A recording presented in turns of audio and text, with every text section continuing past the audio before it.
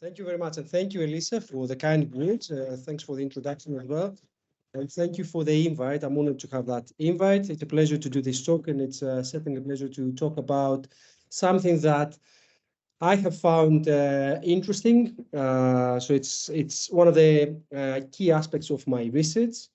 That's what I want to do this evening, is to say a few words about how populism impacts corporate responsibility by challenging corporations to undertake more fully a political role and take a clearer stance in how they address their ethical responsibilities.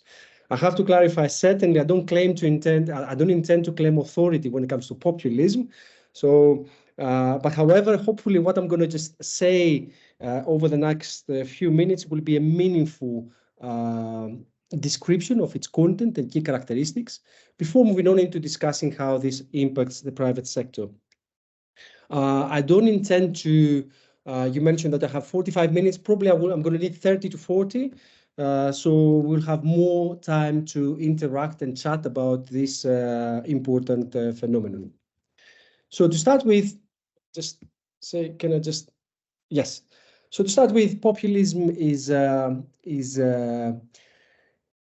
in vogue these days, and it's a term frequently used by the media to describe the political practice and approach of an emerging political scene that is characterized by the likes of these guys. So Trump in the US, Bolsonaro in Brazil, Orban in Hungary, Erdogan in Turkey, Modi in India, Putin in Russia, Maduro in Venezuela, and many others as well. As you can see here from this graph, the number of countries led by populist leaders over the last 30 years or so, it has significantly increased. And despite the fact that we have seen signs of retreat, it's a topic that still remains quite trendy, as proven by the recent electoral win of Giorgia Meloni in Italy. I'm sure you're very familiar with that. The rise in political prominence of Ron DeSantis, the governor of Florida in the US.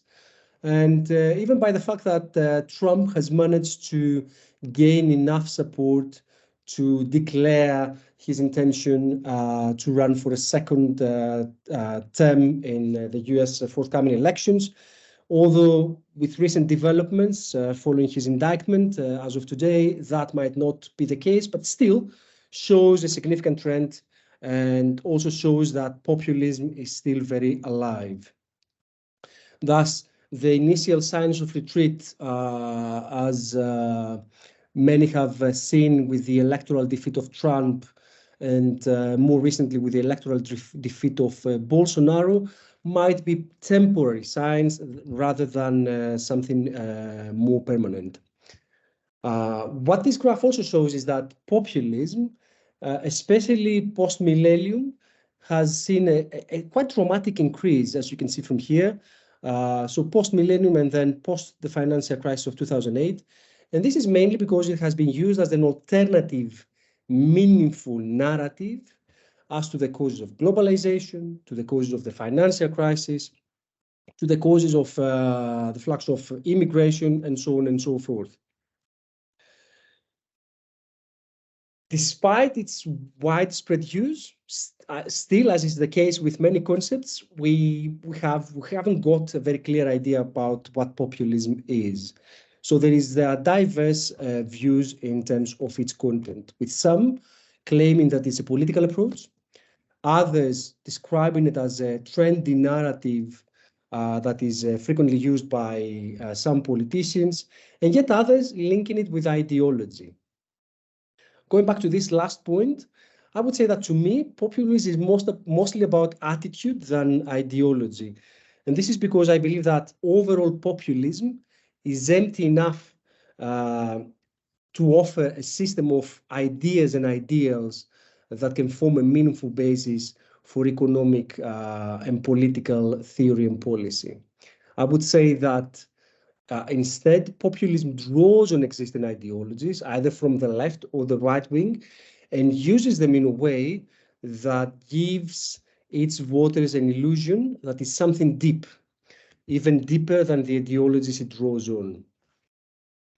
But for the sake of establishing common ground, I find that definition one of the most clearer ones, and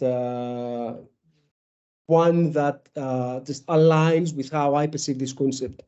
So I defined, in line with Mude, I define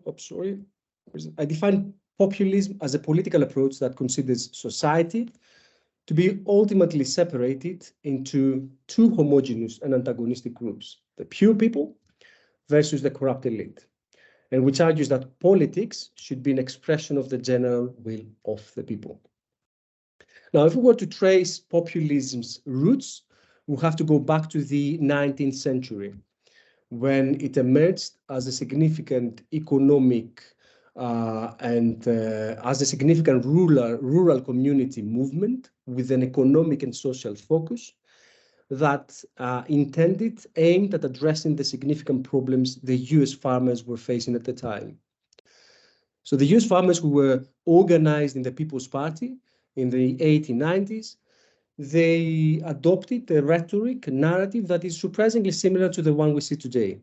They too, as with Mude's definition, they too talked about the people, referring to the low working classes, and they too talked about corrupt elites, referring to the government, universities, and the bankers, who were not really interested in addressing the people's problems, but instead they were colluding and conspiring in order to maintain their position in power. And I think that such historical tracing is important, mainly because it gives us a better understanding of what populism is and how it has evolved throughout the years. So if we were to compare this early version of populism with the one we see today, we could say that early days populism was a narrative, a political approach with an explicitly social content that was progressive in nature, as it is intended to improve the lives of the low working classes. Nowadays, populism adopts the same bottom-up approach, but it differs compared to these early days populism in two main respects. Its representatives, so contemporary populists, might not necessarily come from the low working classes, as it was the case in the early days populism, but they might be representatives of the economic, social, and political elites they're supposed to be fighting against. And B, they adopt a narrative, a political approach that it too has a social content, but the interesting thing is that they don't use it in order to bring social change, but instead they use it to bring or to address, meet their own political aspirations, needs, priorities. A good example, what I find a good example of that is Silvio Berlusconi, a figure which is very familiar to you, I'm sure.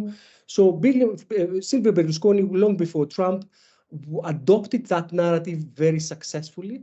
So he drew on a populistic narrative that had a social content, but he wasn't really interested in bringing social change in the lives of Italians. But what he was mainly interested in was to meet his own political aspirations, needs, and priorities.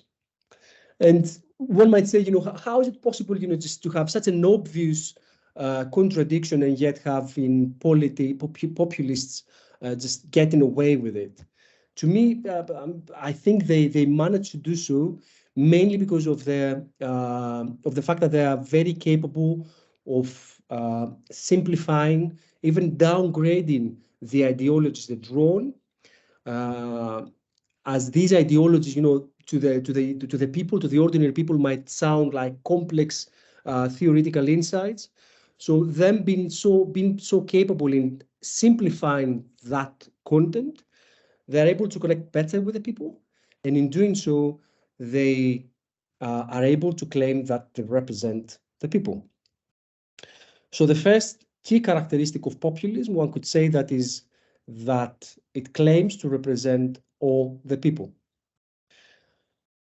For example, Lee Anderson, who's a UK Conservative member of Parliament, when he recently joined the populist channel GB News here in the UK, he didn't say that he did so in order to meet own political aspirations, but he said that he joined the GB News in order to represent the true voice of the great British silent majority and to ensure that the voice of the British people is heard.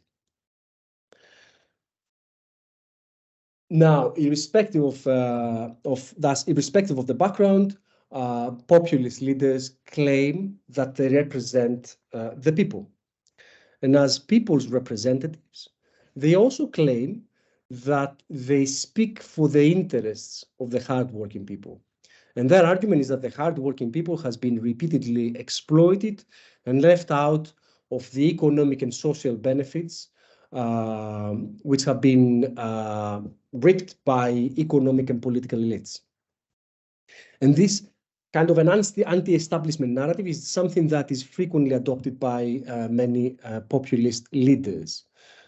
For example, Giorgia Meloni did so very successfully and managed to become the first extreme right-wing prime minister in Italy since the Second World War by adopting exactly that anti-establishment narrative, targeting Mario Draghi and his government, and him specifically by focusing on his profession as a banker and previous role as a president of the European Central Bank, and claiming that he and his government represented an elite that was out of reality, out of touch with people's real problems. So the second characteristic of populism, we could say, that it adopts an anti-establishment narrative. So leaders claim to represent the people, all the people, and they adopt an anti-establishment narrative. Now, populism at times as well might be aligned with nationalistic characteristics, as it is the case in Hungary with Orban's government, which actively promotes a white Hungarian identity, also as the case with Modi's government in India and its ruling party, BJP. Modi there actively promotes a collective Hindu identity at the expense of all other identities on grounds that the people is aligned with those who have these specific Hindu characteristics. Those who don't share these characteristics are not perceived as representatives of the people, as members of the people, and by extension, as members of the nation. And the same nationalist populist approach was quite prevalent and still is up to a point here in the UK. So following the Brexit years, it was very popular with figures like Nigel Farage, who adopted such a narrative and talked about the virtues of the great British people against European corrupted elites, and who suggested that Brexit would allow the British people not only to take back control of its economy, but also take back control of its language, and what's more importantly, of its culture, against cultural alienation that was caused by the influx of immigrants. So the populism third characteristic, we could say that is it can be closely aligned with nationalism. Another interesting characteristic of populism, it stands on electoral and constitutional systems. Broadly put, populists, we could say that they don't favor democratic settings because these give rise to different views, and different views might not be in alignment with their own views. Thus, instead, they prefer means of direct democracy because these give the illusion that they offer the opportunity to people to express their own views. So these direct means of democracy, such as referenda, acclaimed that there are opportunities for the people to express directly their own views, and these views, what's more importantly, are not manipulated by politicians. Of course, referenda and all means of direct democracy can be easily manipulated by politicians, especially when they want to appeal to the desires of the ordinary people. As we keep, I mean, the typical example of that was that of the Brexit of the UK referendum, and up to a point, there were elements in the Greek referendum as well. Thus, another characteristic of populism is that it doesn't favor electoral and constitutional systems. And indeed, in cases where we've seen populist leaders been in power for several years, such as in the case of Putin in Russia and Erdogan in Turkey, we can see or we witness a significant degradation of democratic institutions and civil society to instruments of home power and aspirations. And it is the success of these leaders, of these populist leaders, that appeals to others, such as Boris Johnson here in the UK, who might not directly question the need for having electoral and constitutional systems, but he doesn't have a problem in drawing heavily on communication to manipulate its message in order to mock the system to his own favor. You might not be familiar with that, but Johnson is recently under investigation for his involvement in what we call here the party gates. And these were parties organized during the COVID years when people shouldn't be in close contact with each other. Another interesting characteristic is that every prime minister at the end of his service, at the end of their service here in the UK, is invited to submit a list of individuals nominated for peerages, for titles. And Johnson recently has submitted his list, and he nominated his father, he nominated his friends, and some close allies as well. Thus, another characteristic of populism is that it doesn't have a problem in heavily drawing on communication to manipulate its message, either to justify crony capitalism or to spread misinformation and disinformation, or to spread conspiracy theories, alternative facts, or general support approaches that appeal to emotion rather than reason, as it was the case with the COVID-19 vaccines. And occasionally, populist leaders would not hesitate to initiate violence, as we saw with the US riots in Capitol a few years ago, and more recently with the similar riots we witnessed in Brazil. Whenever things don't go their way, they might easily move on and initiate violence. Thus, if we were to just summarize populism, we could say that it shares certain characteristics that overall, create, at least in my mind, a lethal mix of characteristics. And I could say that all in all, populism is clearly a dangerous political approach that threatens democracies by causing or leading to democratic backsliding. And in doing so, it directly impacts the private sector as well. And what's more interesting, it directly impacts the private sector's initiative or attempts to behave in a more ethically, more responsible way.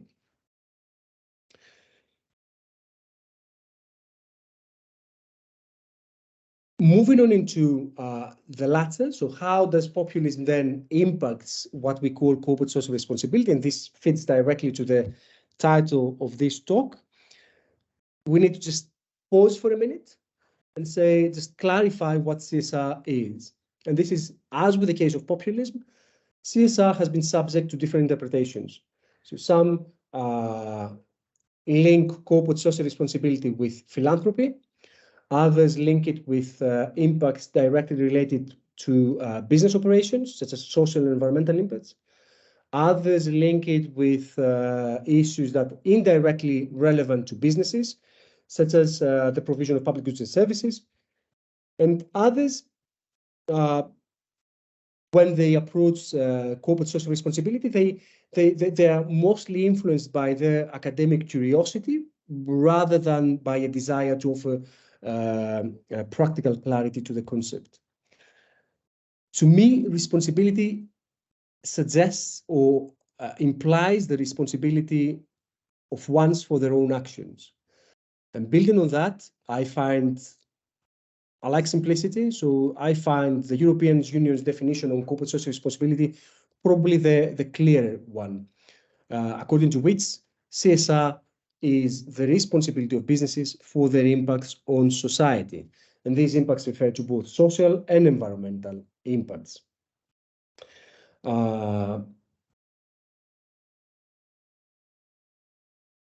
If we were to just dig in a bit further into that notion of corporate social responsibility, we will need to clarify before moving on and discussing how it is affected by populism. We need to clarify the type of responsibilities the private sector has. So based on literature, one could identify initially four main types of responsibilities. We could talk about economic responsibilities, and these refer to the private sector's responsibility to meet shareholder demands and priorities, ensure financial prudency and a healthy financial position, and secure the jobs offered. Legal responsibilities refer to the private sector's responsibility to abide by given legal requirements. Ethical responsibilities refer to the responsibility of the private sector to abide by broader stakeholder groups' demands, requirements for ethically responsible, social and environmentally responsible business conduct. And philanthropic responsibilities, broadly put, could be linked with positive contributions or the responsibility of the private sector to positively contribute to local communities. In most institutional environments, and especially in the westernized ones, we could say that economic and legal responsibilities are widely required. Ethical responsibilities are broadly expected, and philanthropic responsibilities are something that is seen as desirable. Yet, we need to clarify that for years, and many private sector representatives, even as we speak, philanthropic responsibilities have been used as synonymous to ethical responsibilities, something that is not the case. So philanthropic responsibilities refer to corporate gifts, charitable donations, and they have nothing to do with ethical responsibilities. It's one thing to say that to have a company operating in a local community and donating financial resources to the local community to build or to improve the nearby school or to improve the road infrastructure. And it's another thing to require from that company to address its environmental impacts, for instance, to improve the to reduce the CO2 emissions, improve the working conditions for its employees, and so on and so forth. So these two are, despite the fact that they have been used as synonymous, they shouldn't, and we should be very careful in terms of how we approach these two types of responsibilities. Now, going back to that notion of populism, given its peculiarities, we could say that what populism does is that it expands corporate social responsibility by adding yet another responsibility. And this is this one, the political responsibility. But at this stage, one might say that, hold on, I mean, this isn't something new. We've seen, especially due to globalization and neoliberalism, we've seen the private sector participating in the public sphere and undertaking, being engaged in the provision of public goods and services. And indeed, this is the case. And there is a separate stream of literature that has been discussing that topic. However, what's interesting with populism is that it forces the private sector to undertake its political responsibilities more fully. And at the same time, as I'm going to demonstrate in a minute, it pushes the private sector to just undertake a clearer stance or clarify its position when it comes to its ethical responsibilities.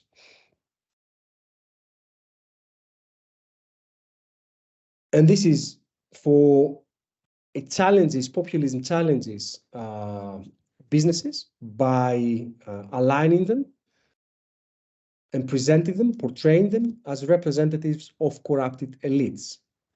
So by portraying businesses as members or as representatives of corrupted elites, populism promotes the private sector as a sector that is out of touch with reality, that is not willing to undertake activities in order to improve the lives of the people, but instead what it's doing is that it's interested in serving own interests. And this has implications for how the private sector participates in the public sphere. So it has implications, for instance, for the private sector participation in multi-stakeholder initiatives, one of the main means of the private sector participation in the provision in public goods and services. So populism challenges the terms and conditions of the private sector participation in the public sphere, in the provision of public goods and services, and also challenges traditional sources of business power, such as participation in elite networks or participation in traditional business associations. And by challenging these sources and by portraying the businesses as members of corrupted elites, populism increases, intensifies pressures towards businesses and leads to a volatile business environment. So in doing so, it forces businesses to just be clearer and more careful in terms of how they will participate in multi-stakeholder initiatives, and they will participate in the provision of public goods and services. And what's more, populism suggests or portrays CSR as evidence that the government is broken. And this, in my world, in the CSR world, is closely aligned with what we call the Friedmanian version of CSR, which suggests that the main purpose of corporations is to maximize profits given certain legal frameworks. So equally, populists suggest that the adoption of woke, diversity-focused initiatives distract top management from the corporation's main purpose. And in doing so, it hurts corporations significantly, as it was the case, for instance, in the recent collapse of Silicon Valley Bank, which was seen by conservative populists as evidence that the government was broken, and they attributed the collapse of the government to the adoption of diversity and woke or ethically oriented practices. And as was evidently as well by Trump, who never misses an opportunity to feature in media and characterized the adoption of CSR practices as left garbage. Now imagine running a company that has significantly invested in CSR policies and operating in a political environment that features these characteristics. So unavoidably, this will intensify pressures towards your company and will put you in the spotlight in terms of how you address your ethical responsibilities. So will you invest more? Will you just continue adopting such approach? Or will you abandon addressing your ethical responsibilities altogether? So populism challenges businesses by pushing them, forcing them to just take a stance in terms of how they do that. And closely aligned to that, another issue with populism is that it adopts what I say here, a problematic language. So populism is xenophobic, adopts a discriminatory language, and it's anti-science. So in doing so, it challenges further, intensifies further pressures for companies that are very much on board of that idea. So going back to my previous point, imagine again that you operate in such environment that features these characteristics. Again, the same point. It puts you in the spotlight. It intensifies pressures towards how you address your ethical responsibilities. And closely, again, aligned with that is populism's preference, tendency to favor economic growth and not sustainable development. This is something that we saw, for instance, repeatedly with Bolsonaro's policies, which favored the destruction of the Amazon in the name of economic growth and creation of jobs. Now, populists prefer such policies. They do like, they are very fond of such policies, mainly because they pay in the short run. They have almost immediate or as immediate as possible benefits. And they can draw on these benefits to build an image of success, something that fits in directly to how they present their personas, which quite often, they are characterized by an egomania. Sustainable development, on the other hand, is something that pays in the long run. It's something that is intangible. They cannot just make sense of A, what sustainable development is, B, how we can move in towards a sustainable, inclusive future. So mainly because of its complexity and intangible nature, I would say that sustainable development doesn't appeal to populisms as economic growth does. They cannot take advantage of sustainable development. They cannot have immediate benefits, and they cannot reap these benefits. So for the private sector, that adds another pressure.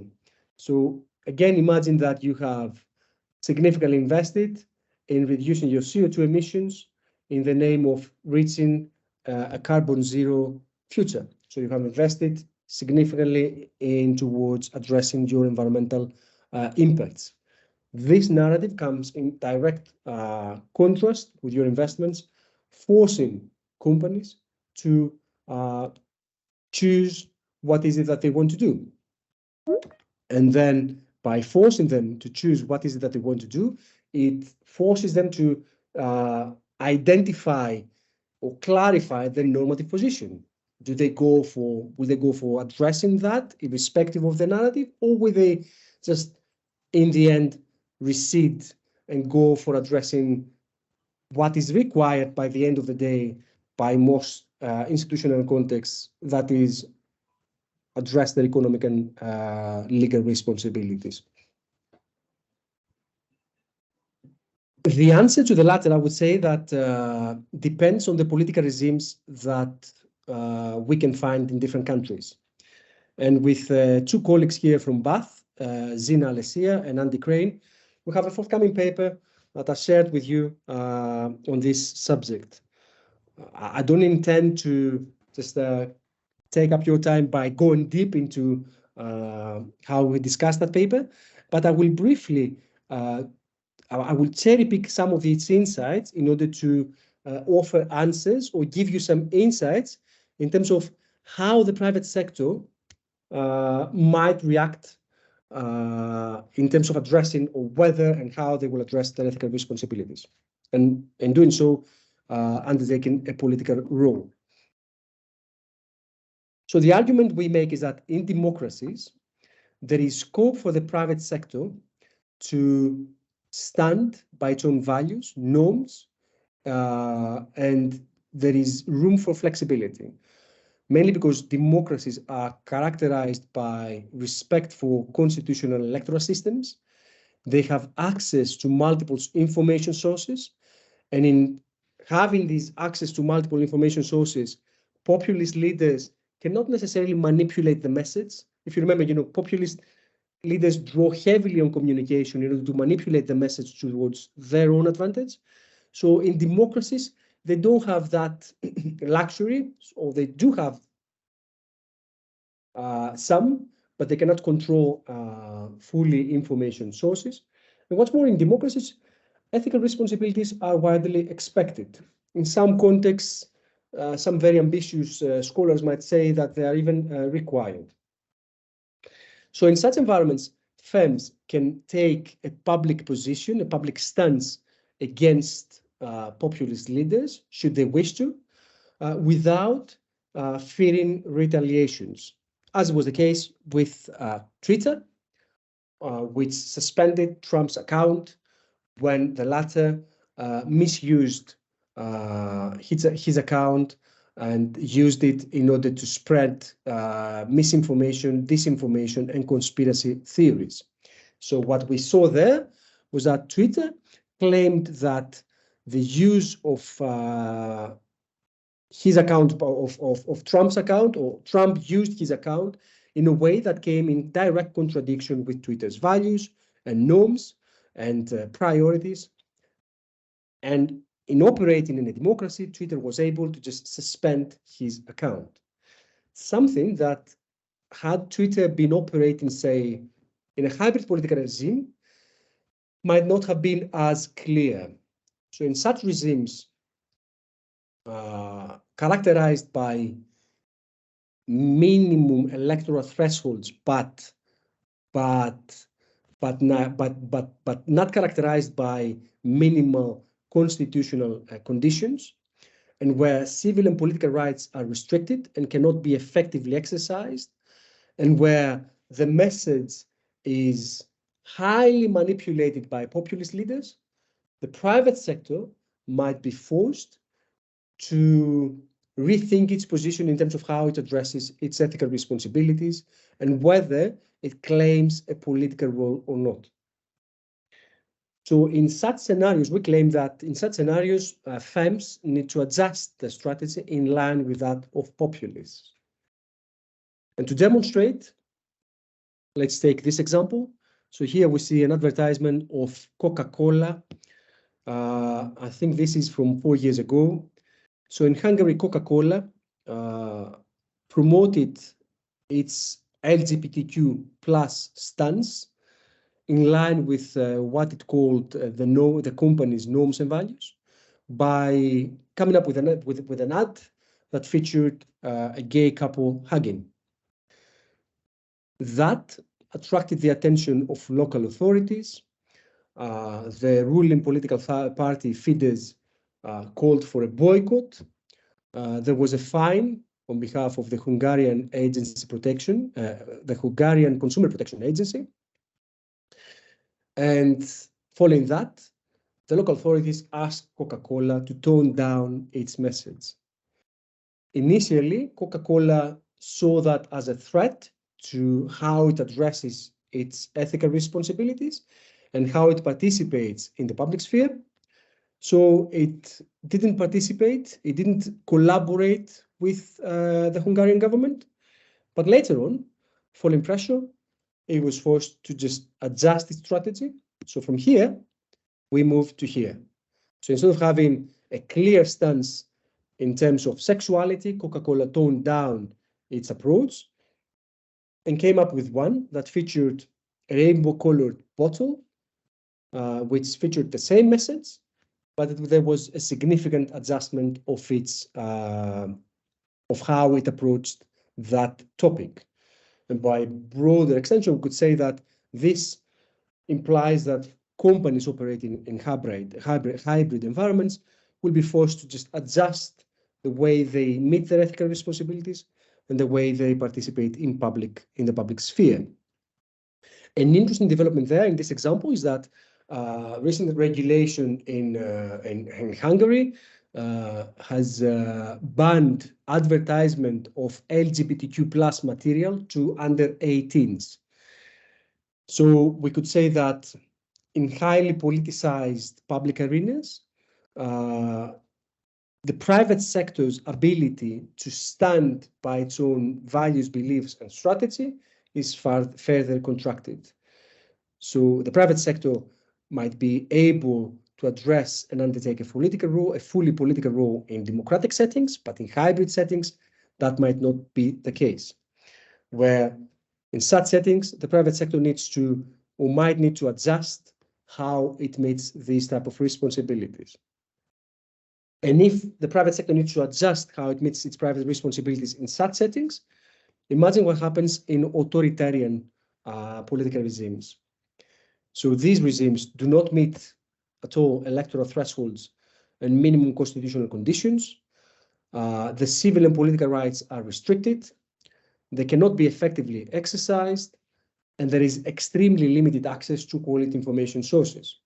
What this implies is that populist leaders can directly manipulate the message. They can directly draw heavily on communication to manipulate the message towards their own preferences.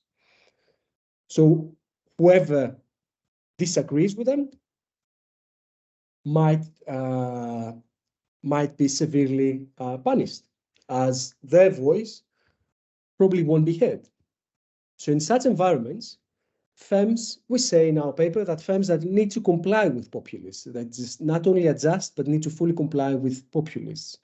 Because if they don't, their survival might be threatened.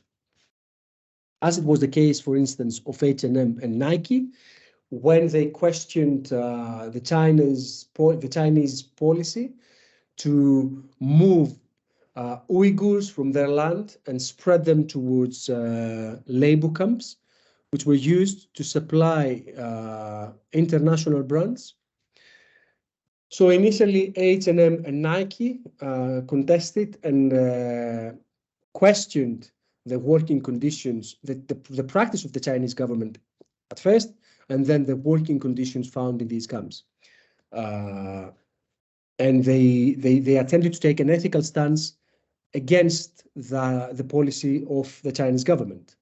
However, the Chinese government, being able to control fully the communication and fully the message delivered to its constituents, was able to retaliate in a way that was quite humiliating for the private sector and for the companies, and highlighting the private sector preference towards, instead of abandoning the country and leaving a hugely lucrative and prosperous market, to decide to comply with the populist leaders' message. So if we were to just summarize all that, would say that, well, I have that title there. What does this leave us then? We could say that populism is a political approach, a dangerous political approach that directly threatens democracies by questioning civil and constitutional rights. It impacts directly or indirectly the private sector, and it puts under the spotlight how the private sector addresses its responsibilities, what's more, its ethical responsibilities, and it forces companies, what's more importantly, to undertake a political role and take a clear stance into where they stand in terms of addressing their ethical responsibilities. But at the same time, to me, populism does something which is quite, it is even more interesting, perhaps, as it exposes the inherent contradictions in CSR, and broadly speaking, it exposes the paradoxes in capitalism, showing that when the private sector faces a dilemma in terms of whether to address its ethical responsibilities or its economic responsibilities, the latter always prevails. And with that, I will leave it here. Thank you very much for your attention, and I'm open to any questions you might have.